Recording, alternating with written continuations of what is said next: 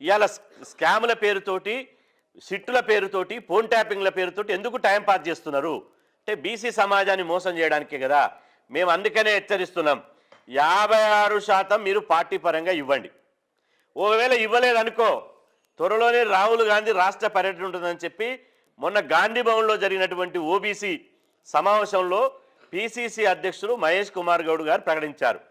ఇవాళ మా ప్రాణాలు పోయినా సరే రాహుల్ గాంధీ తెలంగాణలో ఎట్ట అడుగు పెడతారో మేము చూసుకుంటాం. ఇక రాహుల్ గాంధీ తెలంగాణకు రా, తెలంగాణ గడ్డ పోరాటాల అడ్డ, తెలంగాణలో నువ్వు అడుగు పెట్టు. ఇవాళ నువ్వు ఇచ్చిన మాట ఇక్కడ అమలు జరగట్లేదు. మున్సిపల్ ఎన్నికలు అన్యాయం జరుగుతుంటే, ఇవాళ బీసీలు రాజకీయంగా తీవ్రంగా నష్టపోతుంటే, ఇవాళ ఇంత జరుగుతున్నా కూడా పిల్లి పాలు తాగితే ఎవరు చూస్తలేరు అనుకుంటుందట. ఇవాళ మీ కాంగ్రెస్ ప్రభుత్వం ఇంత అన్యాయం చేస్తుంటే రాహుల్ గాంధీ గారు ఎందుకు మౌనంగా ఉన్నాడు?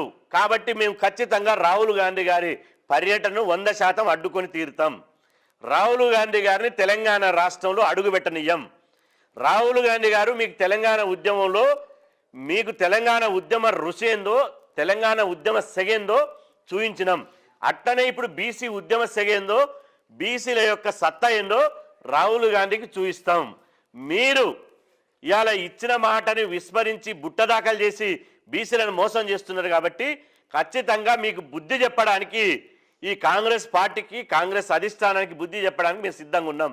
ఇక బీజేపీ, బీఆర్ఎస్లు అయితే సిగ్గు ఎగ్గు లేని పార్టీలు. బీజేపీ అయితే ఇవాళ ఎప్పుడు ఎన్నికలకు పోదాం, ఎప్పుడు ఎన్నికలకు పోదాం, ఎప్పుడు బీసీలను మోసం చేద్దాం, ఎప్పుడు బీసీలను అణచివేద్దామని తాతాలు ఆడుతుంది. ఇలా రేవంత్ రెడ్డి గారు మున్సిపల్ ఎన్నికలు అనగానే మేము సర్వం సిద్ధమని ఇలా బీజేపీ అంటున్నది. అదేవిధంగా బీఆర్ఎస్ పార్టీ కూడా ఇలా ఎన్నికల ఇన్ఛార్జ్ కూడా 121 మున్సిపాలిటీలకు ఎన్నికల ఇన్ఛార్జ్ కూడా ప్రకటించింది. ఇలా నేను అంటున్న, అడగాల్సినటువంటి మీరు ప్రభుత్వాన్ని వంగబెట్టి బండబెట్టి ప్రభుత్వం మీద యుద్ధం చేయాల్సినటువంటి ప్రతిపక్ష పార్టీలకు ఏమైంది?